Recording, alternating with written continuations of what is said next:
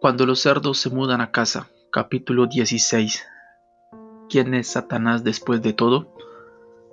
Sed sobrios y velad, porque vuestro adversario el diablo, como león rugiente, anda alrededor buscando a quien devorar, al cual resistid firmes en la fe, sabiendo que los mismos padecimientos se van cumpliendo en vuestros hermanos en todo el mundo. Primera de Pedro capítulo 5, versículo 8 al 9.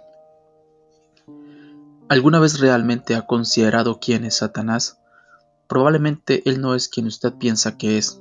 Tiene muchos nombres y títulos dado a lo largo de las Escrituras. No voy a presentarle todos aquí. Solo deseo que sepa que él es un mentiroso y un engañador, y probablemente lo ha engañado acerca de quién es él. Ha tenido malos días en la historia y le esperan malos días también. Es absolutamente necesario que sepamos quiénes somos en Cristo si vamos a tener éxito en la guerra espiritual. El pasaje anterior revela algo de información. Tenemos que estar en guardia en todo el tiempo. Debemos permanecer alertas y conscientes, porque el reino de las tinieblas está buscando a quien devorar. Los demonios buscan a quien puedan devorar. Puesto que yo estoy en Cristo y me ha sido dada autoridad en el nombre de Jesucristo, no le daré permiso para devorarme. ¿Quién es Él después de todo para buscar devorar a los hijos de Dios? Mientras descubrimos quién es Satanás, primero veamos lo que no es. Satanás no es lo opuesto de Dios. Tenemos un adversario real, un enemigo muy real, en el diablo. Él es un mentiroso y un perdedor, y el poder que tiene sobre los creyentes es solo en mentiras, amenazas y engaños. Voy a compartir con usted algo de ese mensaje como aliento. Si usted pregunta al hombre promedio de la calle quién es Satanás, probablemente oirá que es lo opuesto de Dios. Él es malo, Dios es bueno, y en los cielos hay un conflicto que involucra a la humanidad. Somos influenciados por uno o por otro. Este es un gran error. Ni siquiera está cerca de la verdad de las Escrituras. Satanás no es lo opuesto de Dios, ni siquiera se acerca. Él no es omnipotente, omnisciente, inmutable u omnipresente. Dios sí. Dios no tiene equivalente. Lucifer es lo opuesto de Miguel, no de Dios. Dios solo está a la altura de sí mismo. Satanás es un ser creado, un ángel caído, y es muy limitado en poder.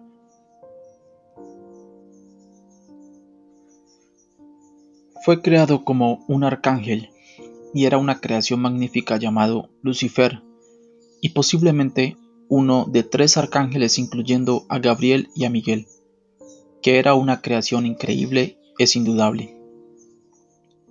¿Cuál es el origen de Satanás? Fue Dios el que era en el principio y no Satanás.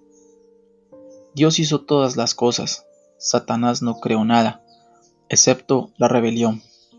¿No es más grande siempre el Creador que la creación? Lea el relato sobre Lucifer en el siguiente pasaje. Hijo de hombre, levanta endechas sobre el rey de Tiro y dile, así ha dicho Jehová el Señor.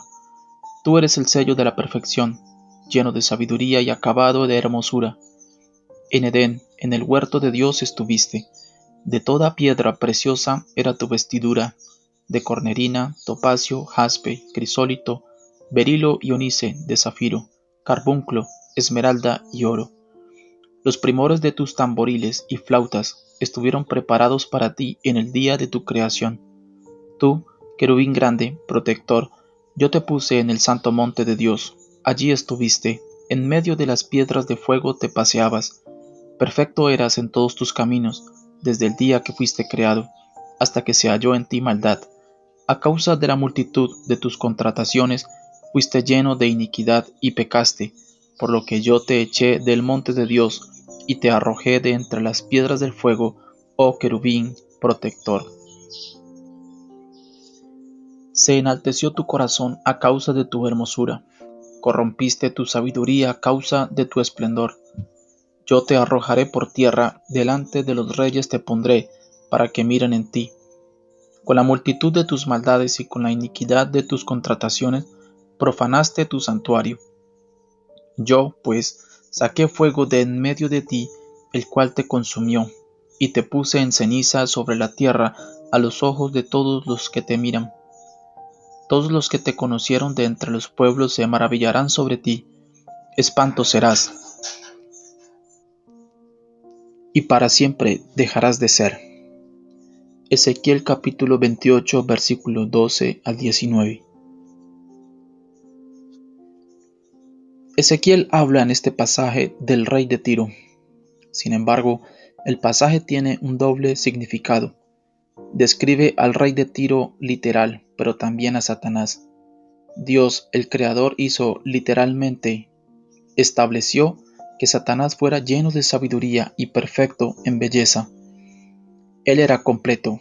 Dios también lo colocó en el jardín del Edén. Recuerde, él fue arrojado del cielo, se rebeló contra Dios y peleó para ser como Dios, para dominar, y perdió su primer estado. Fue arrojado a la tierra y ya estaba presente cuando el hombre fue creado. Dios lo cubrió con toda piedra preciosa. Realmente esta lista es la misma que la de las piedras del atavío del sumo sacerdote, con la excepción de 3 piedras. El oro es específicamente representativo del atavío real. El trono de misericordia en el templo estaba hecho de oro puro. La idea de primores indica que Dios hizo a Satanás para un servicio específico. Satanás tenía tamboriles, panderetas y tubos, flauta, cuerno u órgano, incorporados a su cuerpo. El concepto de preparado indica que estos fueron diseñados por Dios con un propósito específico. Satanás tenía que usarlos para dirigir a los ejércitos celestiales en adoración a Dios. Dios diseñó la música para la adoración. Satanás era el director de alabanza del cielo. Supongo que con el despido de Satanás hay una vacante en el cielo para un director de alabanza. ¿Qué le parece ese trabajo? Deberíamos practicarlo mientras estamos aquí. Adórelo a Él desde donde usted esté. Satanás era el querubín ungido a que cubría. El concepto de ungido significa apartado para un servicio a Dios. Éxodo capítulo 30, versículo 26.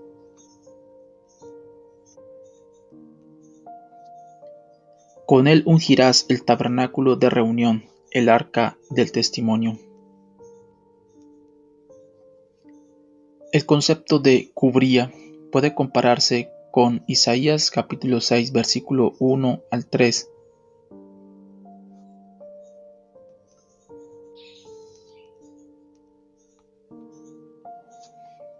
En el año que murió el rey Usías, vi yo al Señor sentado sobre un trono alto y sublime, y sus faldas llenaban el templo.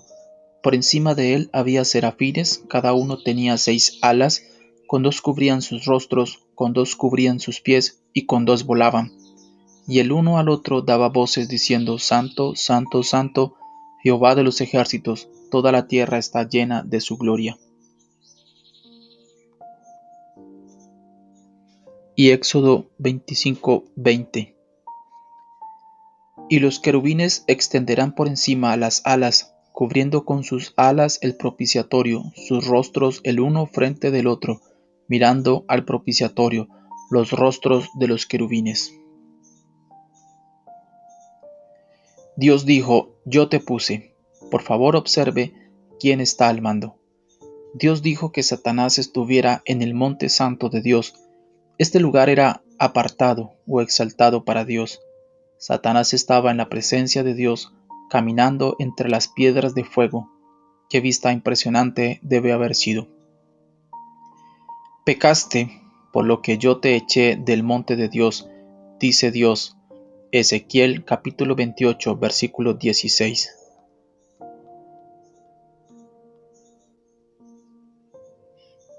A causa de la multitud de tus contrataciones, fuiste lleno de iniquidad, y pecaste, por lo que yo te eché del monte de Dios, y te arrojé de entre las piedras de fuego, oh querubín protector.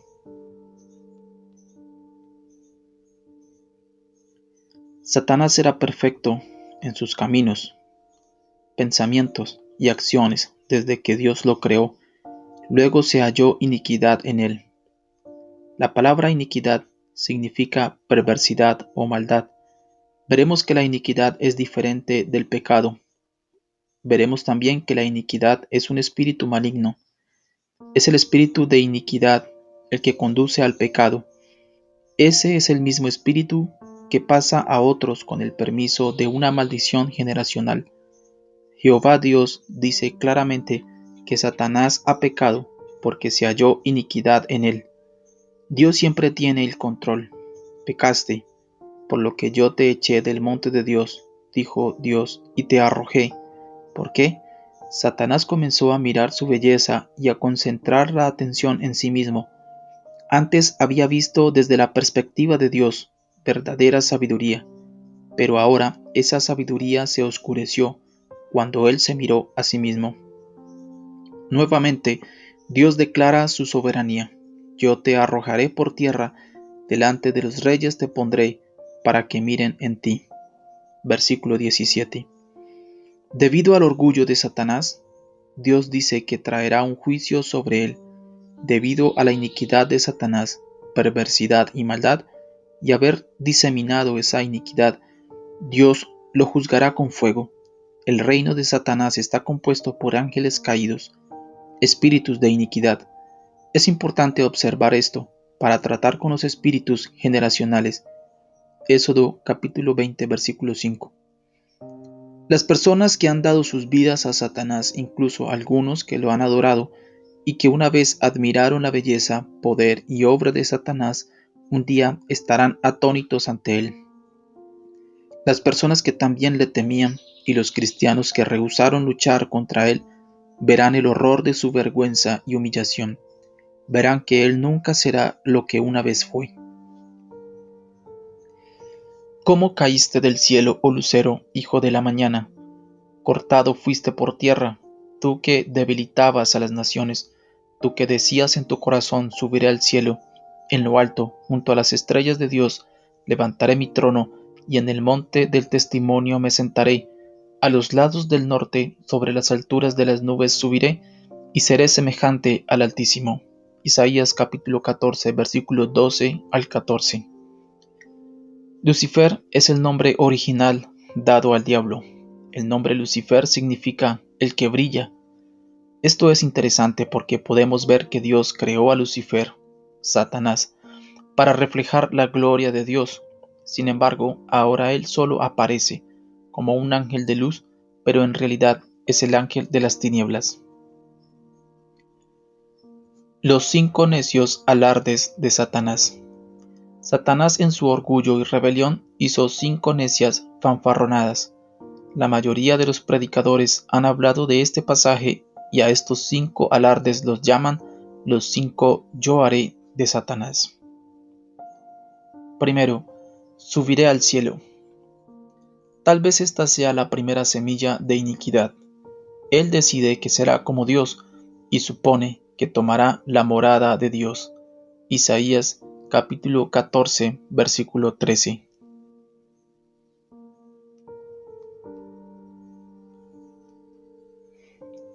Tú que decías en tu corazón: subiré al cielo, en lo alto, junto a las estrellas de Dios, levantaré mi trono, y en el monte del testimonio me sentaré a los lados del norte. Segundo, junto a las estrellas de Dios levantaré mi trono. Probablemente esto fue cuando intentó tomar el control de todos los ángeles. Isaías 14:13. Tercero, en el monte del testimonio me sentaré. ¿Podría ser una referencia al templo de Dios? Vea Daniel capítulo 11, versículo 37.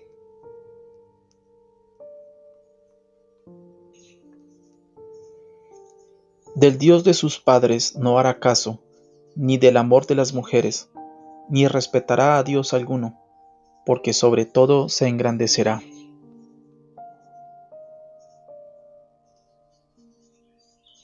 Segunda de Tesalonicenses capítulo 2, versículo 4. El cual se opone y se levanta contra todo lo que se llama Dios o es objeto de culto, tanto que se sienta en el templo de Dios como Dios, haciéndose pasar por Dios.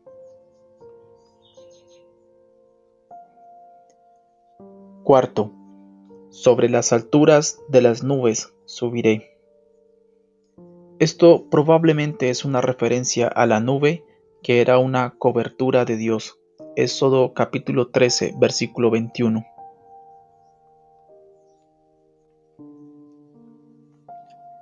Y Jehová iba delante de ellos de día en una columna de nube para guiarlos por el camino, y de noche en una columna de fuego para alumbrarles, a fin de que anduviesen de día y de noche.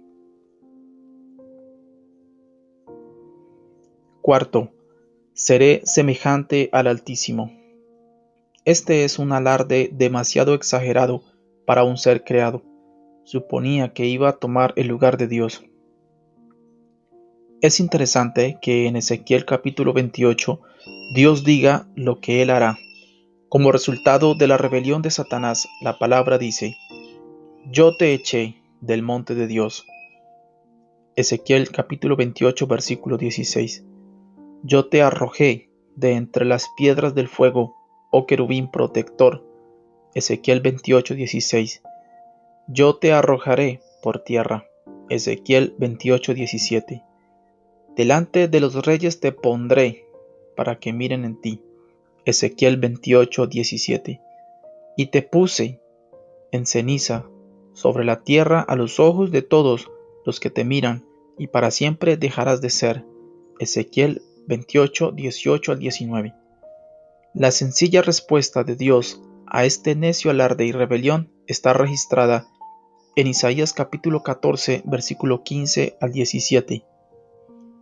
Mas tú derribado eres hasta el Seol, a los lados del abismo se inclinarán hacia ti los que te vean, te contemplarán diciendo: ¿Es este aquel varón que hacía temblar la tierra, que trastornaba los reinos, que puso el mundo como un desierto, que asoló sus ciudades, que a sus presos nunca abrió la cárcel? Cuando sea revelado el juicio de Satanás, las personas se maravillarán no ante su poder, sino ante el engaño de aparentar que tenía poder. Era perfecto hasta que se halló iniquidad en él. Era una magnífica creación de Dios, pero eso es todo lo que él es, un ser creado. Él es un ángel, solo un ángel caído. Puesto que no es omnipresente, no puede estar donde estoy yo y donde está usted al mismo tiempo. No es un espíritu que cubre la tierra. Es un grave error creer lo contrario. Dios puede estar y está presente en todo lugar y en todo momento. ¿Usted cree que Satanás ha estado alguna vez en su casa? Lo dudo seriamente. Es importante que lea con mucho cuidado lo que voy a decir, puesto que Satanás solo puede estar en un lugar a la vez. Dudo que haya estado personalmente en mi casa o en la suya.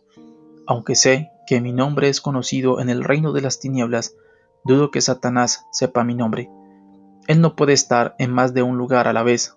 Yo calculo que la mayor parte de su tiempo lo pasa en Washington, D.C. y otras influyentes capitales del mundo. Él no es omnipresente, pero sus poderes demoníacos deambulan como un león rugiente. Cuando Satanás vino delante de Dios respecto de la vida de Job, él confesó que venía de rodear la tierra y de andar por ella. En Job capítulo 1, versículo 7. Él no es omnipresente o todopoderoso, tampoco omnipotente. En realidad, es muy limitado en poder y siempre está sujeto a Jehová Dios.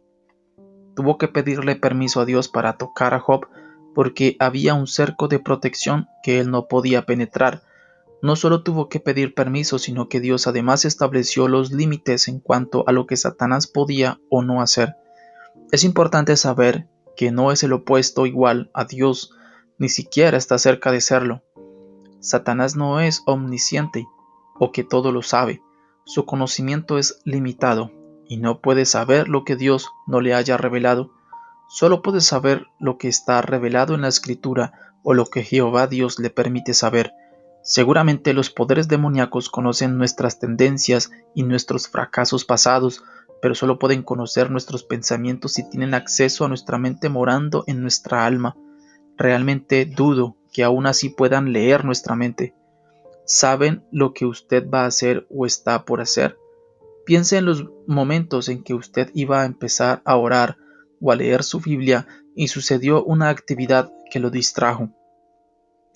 Satanás no es inmutable, en cambio es lo opuesto. Él siempre está cambiando, mintiendo o engañando. Lo que se deduce lógica y espiritualmente de esto es que no tratamos con Satanás mismo, es con sus demonios. Obviamente existe una jerarquía demoníaca y tratamos con algunos de los soldados de más bajo rango. Puede imaginarse una línea de informe que va a través de muchos poderes demoníacos antes de llegar a Satanás mismo. Los demonios con los que tratamos se reportan con los espíritus regionales o territoriales, espíritus que están sobre comunidades, ciudades, condados, estados, regiones, países, naciones, hemisferios y el sistema mundial. Probablemente son más complejos de lo que podemos comprender. Sin duda, está establecido un sistema de rango y poder. Los poderes con los que tratamos son comisionados por los espíritus malignos de mayor rango, pero que sea suficiente decir que Satanás no es quien la mayoría de la gente piensa que es. Él es un enemigo derrotado. Ahora mismo, en este momento, él está derrotado. Es importante que recordemos que Satanás solo tiene sobre nosotros el poder que nosotros le damos, que le concedemos. Fue desarmado en el Calvario, humillado públicamente y despojando a los principados y a las potestades, los exhibió públicamente, triunfando sobre ellos en la cruz, según Colosenses capítulo 2, versículo 15. Dice que los exhibió públicamente. Esto es lo que hacían los romanos cuando regresaban victoriosos de una batalla.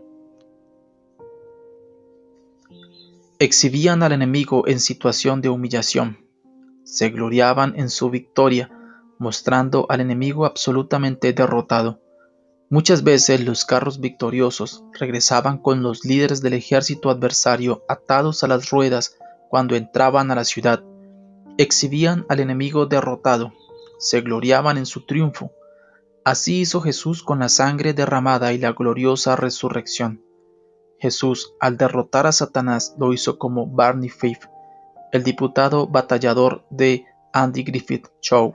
Se jactaba mucho de su poder, pero no tenía balas para su arma. Él es una amenaza y nada más. El temor, las mentiras y el engaño se transformaron en su poder respecto a los creyentes. El poder que él tiene sobre los creyentes son las mentiras que le creemos y la ignorancia bíblica que toleramos. 7 días malos para el diablo. Satanás ha tenido días malos en la historia, como dije al principio de este capítulo, y vendrán más. Repasemos 7 de esos días malos. El primer día malo de Satanás se registra en Isaías capítulo 14, versículos 12 al 17. Fue arrojado del cielo a esta tierra, en toda la magnificencia de Lucifer. El orgullo tomó lugar en su vida. Parece claro que él era el líder de la alabanza y la adoración en el cielo. Un tercio de los ángeles constituían su coro celestial. Él se engañó a sí mismo. Olvidó que era el creado y no el creador. Realmente tomó la decisión de ser como Dios, pero ¿tiene poder la arcilla sobre el alfarero? Su autoengaño es ridículo. Los 5 necios alardes de Satanás a los que nos referimos anteriormente indican que a Satanás se le había dado una voluntad y tomó una decisión muy necia. Esto me hace creer que su propio engaño y orgullo lo cegaron. A pesar de todo, fue echado del cielo. Hablar de un mal día, expulsado del cielo a esta tierra. Esto fue más que un día de perros. Esto sí que fue un mal día. En la historia no hay evidencia real de cuándo tuvo lugar este hecho. Probablemente la llegada de Satanás al planeta Tierra fue la causa de la oscuridad. Es claro que ya estaba aquí cuando el hombre fue creado. Comprenda que aunque Satanás es sumamente engañoso y astuto, carece de verdadera sabiduría y entendimiento. En su necio alarde, en realidad dijo que sería como Dios. Esa es parte de la mentira de hoy en día, buscar la adoración de los hombres y evitar que adoren a Dios. Todavía quiere reinar. Un día cuando lo veamos realmente como es, proclamaremos: ¿es este aquel varón? ¿Este es a quien temíamos? ¿Es este quien causó todo este estrago? ¿Es este el destructor? Isaías capítulo 14, versículos 16 al 17. Observe también en la última frase del versículo 17 que Él no abre la cárcel a sus prisioneros. Si Él, por medio de su reino demoníaco, esclaviza a una persona, no hay libertad condicional ni misericordia, y no abre la cárcel de sus prisioneros.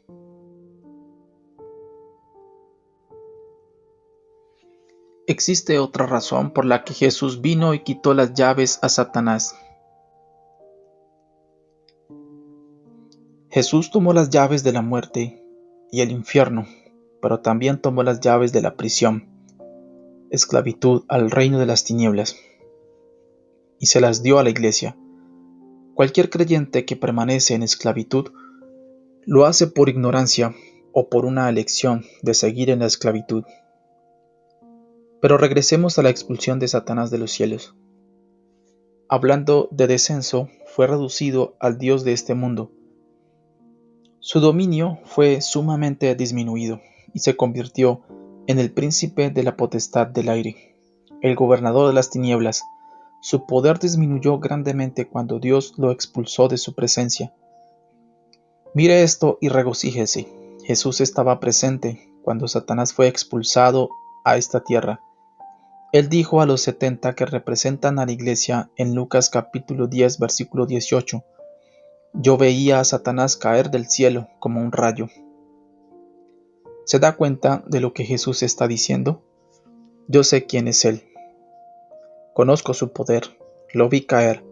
Estaba allí cuando fue arrojado a tierra y se redujo su poder grandemente. Sé todo de Él y su caída. Probablemente fue Jesús quien expulsó a Satanás del cielo a esta tierra. Ahora comprenda el impacto de sus siguientes palabras en Lucas capítulo 10, versículo 19. He aquí os doy potestad de hollar serpientes y escorpiones, y sobre toda fuerza del enemigo, y nada os dañará. Muy impresionante, ¿no? Yo sé quién es Él, dijo Jesús, y les doy a ustedes autoridad sobre Él. Este es un versículo de la Escritura absoluta e increíblemente pasado por alto, pero después veremos más de esto. El segundo día malo de Satanás fue cuando comenzó a inmiscuirse en la creación de Dios. Al parecer, realmente le molestó que nosotros, y no él, fuéramos creados a la misma imagen de Dios. Me gusta que le moleste. Ya estaba buscando a quien podía devorar. Estaba tramando destruir los planes y los propósitos de Dios. Se lo llama el destructor. ¿Comprende? Él ya estaba en la tierra cuando el hombre fue creado. Usó sus poderes engañadores y mintió a Eva con la misma mentira que está esparciendo hoy en día. Ustedes serán como Dios. Las semillas de la nueva era y el humanismo fueron plantadas en el jardín del Edén. El mensaje no es nuevo en absoluto. Es la más antigua de todas las mentiras. Y Jehová Dios dijo a la serpiente: Por cuanto esto hiciste, maldita serás entre todas las bestias y entre todos los animales del campo. Sobre tu pecho andarás, y polvo comerás todos los días de tu vida. Y pondré enemistad entre ti y la mujer, y entre tu simiente y la simiente suya. Esta te herirá en la cabeza, y tú le herirás en el calcañar. Génesis capítulo 3, versículo 14 al 15. Después de la caída del hombre, Dios se manifestó en el jardín y maldijo a la serpiente. Dio la promesa de un Salvador que le aplastaría la cabeza. Génesis 3:15. Nos habla del segundo mal día del diablo. El día malo fue una promesa para la humanidad de que un día un Salvador aplastaría a Satanás bajo sus pies, una promesa de que una mujer daría a luz al Hijo de Dios, Dios hecho carne, Estoy seguro de que Satanás sabía lo que iba a ocurrir, pero no sabía cuándo, no sabía cuán pronto o no sabía cómo evitarlo. Este día malo duró 4000 años, preguntándose y esperando. Él probablemente no sabía hasta que fueron reveladas por los profetas las profecías sobre la venida del Mesías. Tuvo 4000 años para esperar este día, el día en que mordería el calcañar del Salvador, pero éste le aplastaría la cabeza bajo sus pies. Él sabía que sucedería y no podía evitarlo. Oh, ese fue un día malo, cuando engañó al hombre y recibió la promesa de que nacería un Salvador que le aplastaría la cabeza.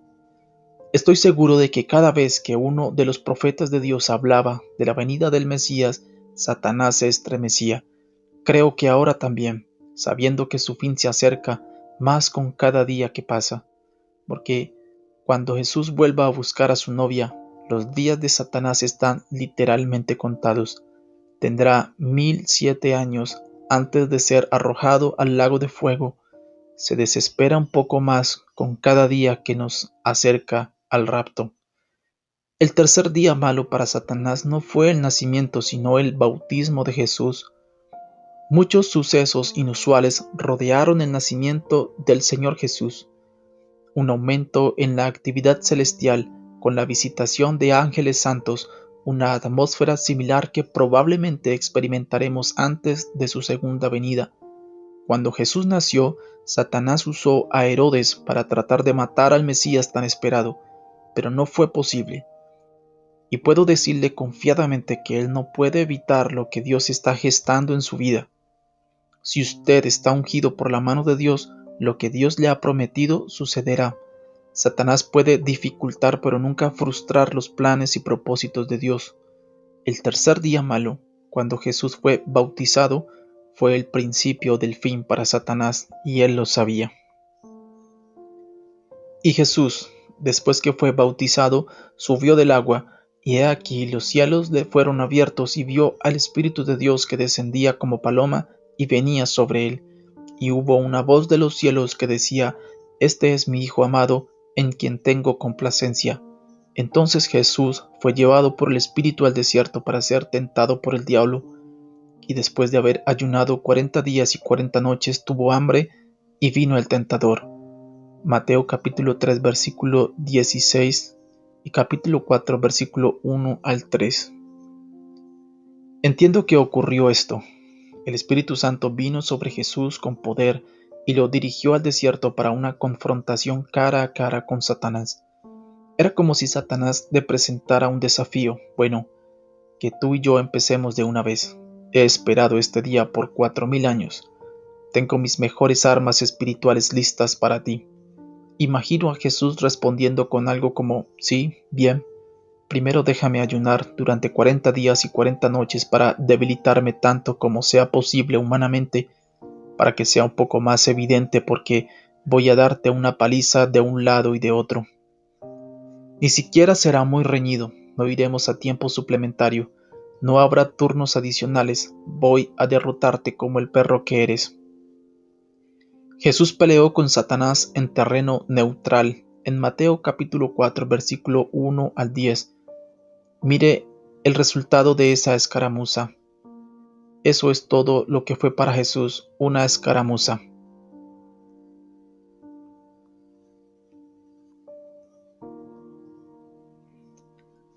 Entonces Jesús fue llevado por el Espíritu al desierto para ser tentado por el diablo, y después de haber ayunado 40 días y 40 noches tuvo hambre. Y vino a él el tentador y le dijo: Si eres hijo de Dios, di que estas piedras se conviertan en pan. Él respondió y dijo: Escrito está, no solo de pan vivirá el hombre, sino de toda palabra que sale de la boca de Dios. Entonces el diablo le llevó a la santa ciudad y le puso sobre el pináculo del templo, y le dijo: Si eres hijo de Dios, échate abajo, porque escrito está: A sus ángeles mandará acerca de ti, y en sus manos te sostendrán, para que no tropieces con tu pie en piedra. Jesús le dijo: Escrito está también: No tentarás al Señor tu Dios. Otra vez le llevó el diablo a un monte muy alto, y le mostró todos los reinos del mundo y la gloria de ellos, y le dijo: Todo esto te daré si postrado me adorares. Entonces Jesús le dijo: Vete, Satanás, porque escrito está: Al Señor tu Dios adorarás y a Él solo servirás.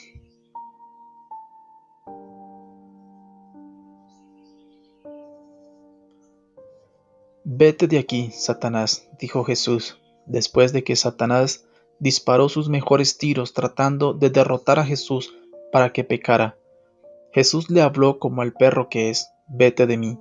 Lo derrotó con la palabra de Dios y camino al mayor suceso del Calvario, Él lo pisó fuerte una y otra vez, sanando a los enfermos, echando fuera demonios, resucitando muertos, dando a los creyentes autoridad sobre todos los poderes demoníacos, incluido Satanás mismo, predicando el Evangelio a los pobres y mucho más.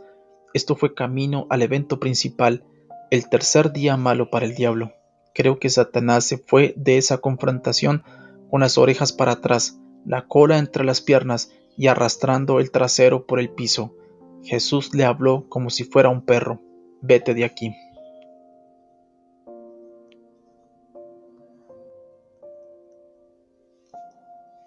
Jesús derrotó a Satanás con la palabra. Usted también puede saber que cuando Satanás le dispara sus mejores balazos y usted permanece firme en la palabra, la victoria está asegurada. Cuando resistimos, los demonios se retiran. No solo eso, sino que después de esa escaramuza, los ángeles de Dios vinieron y sirvieron a Jesús. Ellos también vendrán a usted. Manténgase firme en la palabra. La palabra lo derrota. La palabra es verdad y los demonios son mentirosos. Cada día, mientras se acercaba el tiempo de ir a la cruz, Jesús estuvo virtualmente derrotando a Satanás y al reino de las tinieblas día a día. 3 veces abofeteó la muerte y declaró vida a los cadáveres. Resucitó a los muertos y proclamó que Él resucitaría de entre los muertos. Todo el camino hacia la cruz Jesús demostró que solo Él es Señor. Venció a la enfermedad, a los demonios y a la muerte y demostró su autoridad, que pronto sería dada a los creyentes.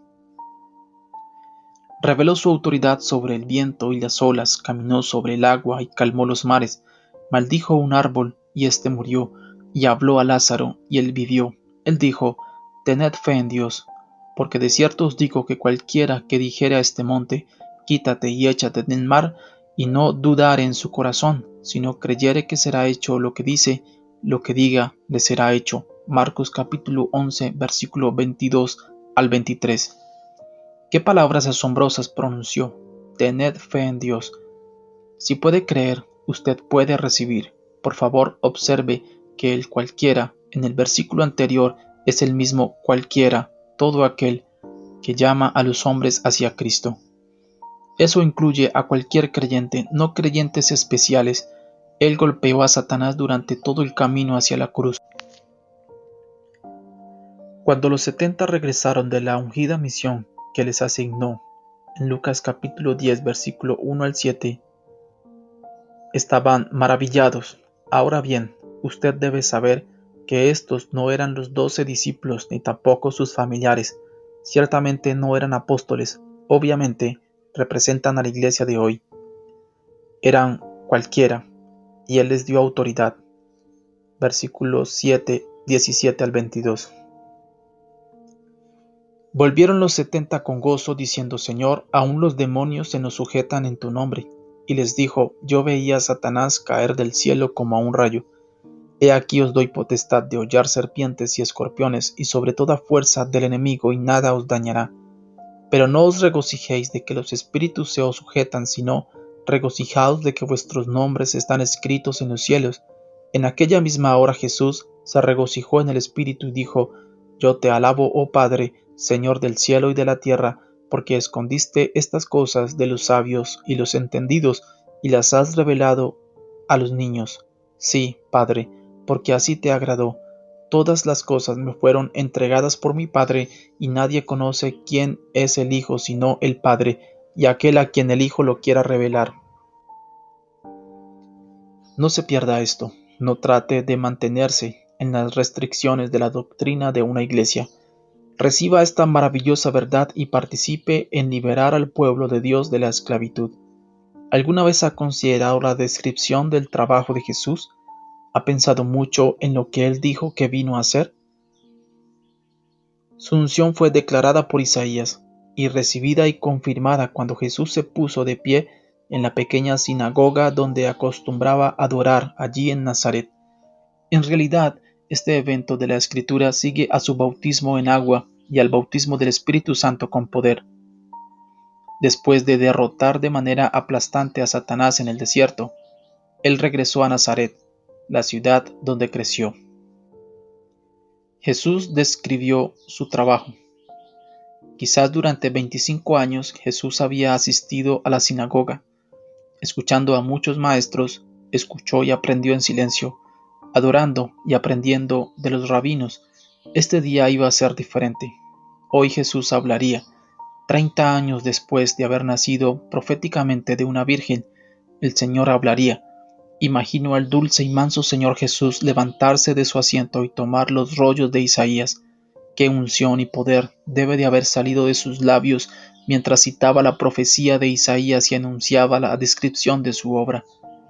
El Espíritu del Señor está sobre mí, por cuanto me ha ungido para dar buenas nuevas a los pobres, me ha enviado a sanar a los quebrantados de corazón, a pregonar libertad a los cautivos y vista a los ciegos, a poner en libertad a los oprimidos, a predicar el año agradable del Señor.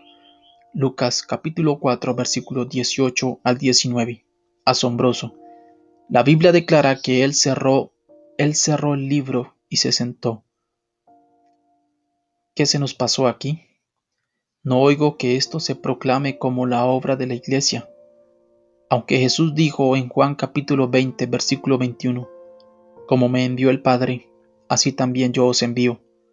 ¿Por qué no es la descripción del trabajo de cada pastor? Nuestro pueblo no solo necesita el Evangelio de la salvación, sino que también hay corazones quebrantados que necesitan ser restaurados. Jesús vino para vendar y sanar a los quebrantados de corazón. Las personas están enfermas y ciegas, y Él vino a restaurar lo que el enemigo había tomado. La gente está herida por la vida. Algunos tienen cicatrices desde la niñez. El herido fue por nuestras rebeliones. Es por eso que Él puede sanar nuestras heridas que vienen a través de la iniquidad. Él vino para romper las ligaduras de la esclavitud. La salvación es eterna, pero no brinda sanidad ni rompe las ataduras de Satanás. Sinceramente nunca había entendido esto. La salvación era el único mensaje que yo conocía. Descubrí que había estado viviendo en una sola habitación de una casa realmente grande.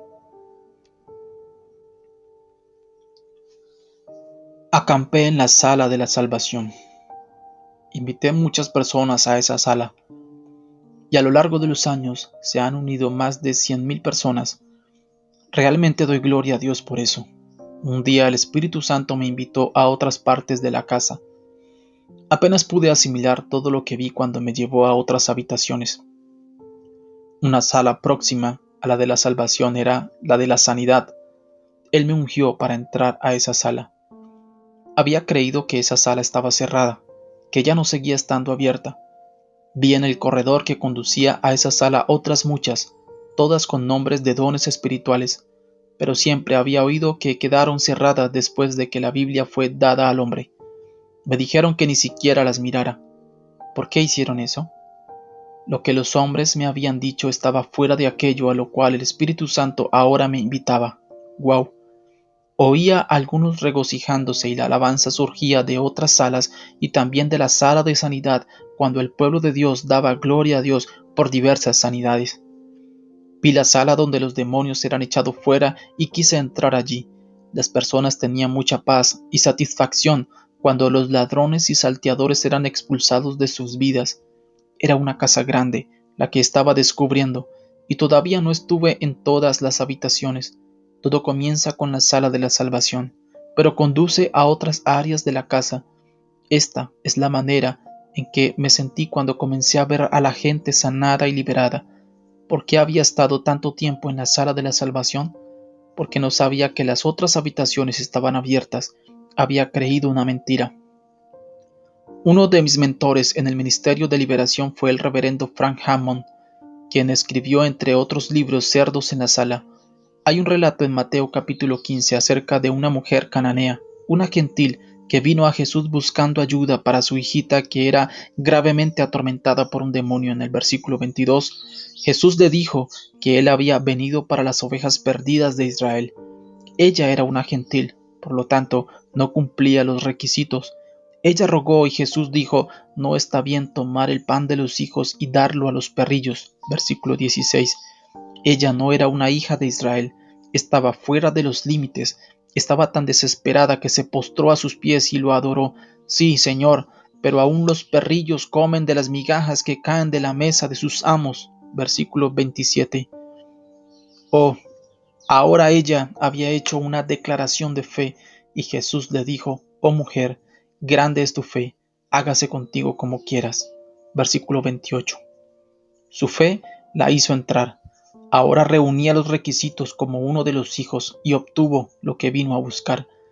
Lo que buscaba era sanidad y liberación. Jesús lo llamó el pan de los hijos. Este fue otro ejemplo en que Jesús abofeteó a Satanás en su camino hacia la cruz. Una gentil recibió salvación, sanidad y liberación. El cuarto día malo fue en la cruz. Cada gota de sangre pagó algo. En la cruz no solo finalizó la obra de salvación, sino que además Satanás fue derrotado. La sangre inocente y pura de Jesús corrió desde los azotes de su espalda en la sala del juicio. En ese instante estaba siendo pagada nuestra sanidad. La primera gota de sangre que salió de la herida tenía suficiente poder para sanar a toda la humanidad sufriente. La profecía se estaba cumpliendo. Aunque Satanás pensaba que tenía la victoria, su destino estaba siendo sellado para siempre. Mas él herido fue por nuestras rebeliones, molido por nuestros pecados, el castigo de nuestra paz fue sobre él y por sus llagas fuimos nosotros curados.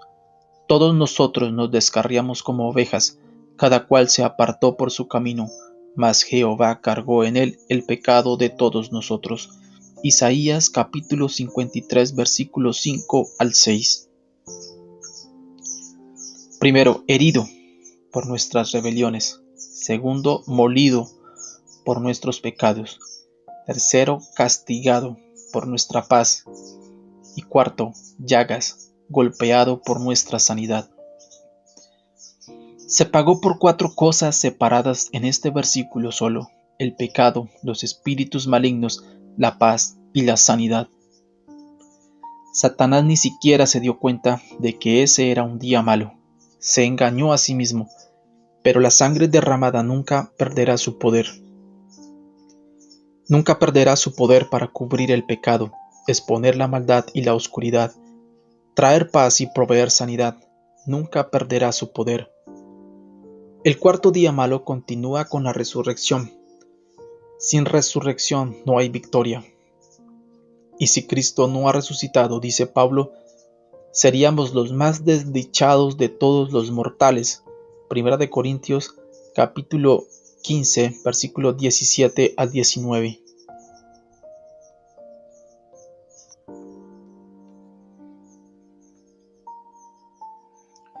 Y si Cristo no resucitó, vuestra fe es vana, aún estáis en vuestros pecados. Entonces también los que durmieron en Cristo perecieron. Si en esta vida solamente esperamos en Cristo, somos los más dignos de conmiseración de todos los hombres.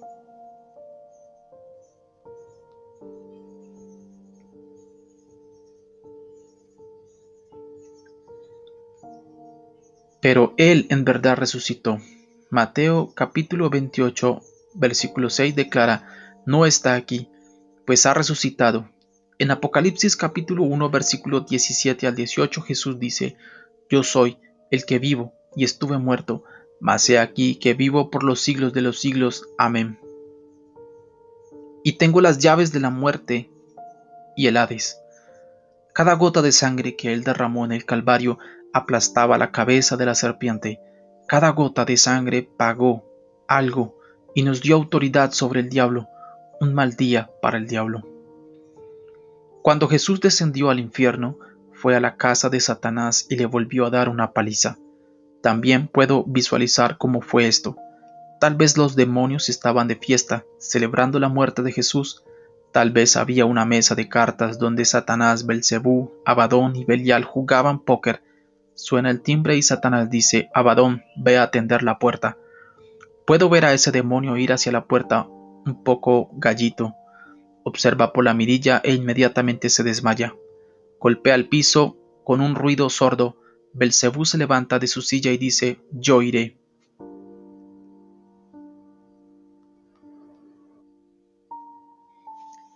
Va a la puerta, mira por la mirilla, se toca el corazón y comienza a tropezar y tartamudear. No puede hablar. Satanás se levanta de un salto enfadado y abre la puerta. Allí está Jesús de pie. Oh, no, no, no, grita Satanás. Jesús dije: vine por las llaves, dame las llaves. Lo golpea una vez más, le quita las llaves a Satanás y ahora él tiene las llaves del infierno y de la muerte. Le quitó el aguijón, quitando eternamente el aguijón de la muerte para todo aquel que cree. Dio saltos en la tumba, quitándole su victoria, y él vive eternamente y para siempre. Ese fue un día malo para el diablo. El quinto día malo ocurrió 15 días después. Jesús caminaba en la tierra y se manifestó vivo durante 40 días. Se le dijo a la iglesia que fuera por todo el mundo y predicara el Evangelio, echara fuera demonios en el nombre de Jesús y pusiera las manos sobre los enfermos y serían sanados, pero no tenía que ir hasta que viniera el poder. Esperaron 10 días en oración. ¿Ha orado usted alguna vez y nada sucedió? Siga orando hasta que llegue la respuesta. Ellos oraron un día, luego 2, luego 3, 4, 5, 6, 7, 8, 9 días y nada ocurrió, nada. ¿Le parece que algunos hablarían de no continuar? ¿Cree que algunos sugirieron que ya habían orado y esperado bastante? Estoy seguro que sí. Pero el 10.º día, en Hechos capítulo 2, versículo 2 dice: y de repente vino del cielo un estruendo, el poder llegó. Cuando llegó el poder, fueron fortalecidos para cumplir la comisión de su vida. Ahora vayan, ahora prediquen, ahora testifiquen. Las multitudes comenzaron a aceptar a Cristo. El Evangelio se difundía y era recibido en todo el mundo. Jesús ya había hablado: y yo, si fuere levantado de la tierra, a todos atraeré a mí mismo. Juan capítulo 12, versículo 32. Puedo ver temblar a Satanás ante otro de sus errores y debe de haber dicho: oh caramba, oh no, tenía que lidiar con un Jesús. Ahora tengo pequeños Jesús por todas partes. Los cristianos estaban comenzando a comprender el principio de atar y desatar. Las palabras que Jesús habló se hacían vivas para ellos. He aquí os doy potestad sobre toda fuerza del enemigo. Lucas capítulo 10 versículo 19. Es un mal día para el diablo cuando esa verdad se vuelve viva para los creyentes de hoy en día. Hábleles a esos demonios en el nombre de Jesús. Dígales a los demonios a quienes enfrenta: están derrotados. Yo tengo victoria en Cristo Jesús. Yo estoy en Él y Él está en mí. Y mayor es el que está en mí que el que está en el mundo. Tú retrocede. Tú eres el que se va a ir al infierno, no yo. Tú eres quien tiene un problema, no yo. Tengo vida eterna en mí. Tú tienes un mal futuro delante de ti, y tú y tus principados y potestades están bajo los pies de Jesús. Tú retrocede. Vete en el nombre de Jesucristo. Te venzo por su sangre y el poder de su nombre. Te resisto, te reprendo y debes obedecer. Se nos ha dado un poder delegado. Úselo, hágalo. Que él tenga un mal día. El sexto día malo está en el horizonte. Apocalipsis capítulo 20 versículo 1 al 3 nos dice que también tiene un par de malos días por venir. Algún día un ángel lo atará por 1000 años, y mientras Satanás esté atado, gobernaremos y reinaremos con Jesús en esta tierra por 1000 años completos. Piense en esto. Un ángel lo atará. ¿Es este el varón? Mentiras, engaños, amenazas. A él le esperan algunos días malos. Recuérdeselo cada tanto. El séptimo y último día malo se registra en Apocalipsis capítulo 20, versículos 7 al 10. El diablo, la bestia y el falso profeta, la Trinidad impía, serán echados al lago de fuego y azufre y serán atormentados día y noche por los siglos de los siglos. Le espera un mal día. Cada vez que él le recuerde sus fracasos, su culpa, su pasado, recuérdele su futuro. ¿Es este el varón? Manténgase firme en la palabra. tenemos victoria y Él está derrotado. Jesús nos ha dado poder sobre toda fuerza del enemigo. Gloria a Dios. Durante el tiempo en que Satanás estará atado por 1000 años, nosotros regiremos y reinaremos con Jesús en esta tierra, es decir, nosotros los salvos. Si usted no es salvo, entonces también le espera un mal día. Su destino será el mismo que el de Satanás, pero como Él está derrotado, usted puede tener vida eterna por medio de Jesucristo. A los creyentes les esperan unos días magníficos. Vendrá un día en que Dios mismo enjugará toda lágrima, y no habrá más pena, angustia ni dolor, porque las primeras cosas pasaron. Es de las primeras cosas de lo que trataremos ahora.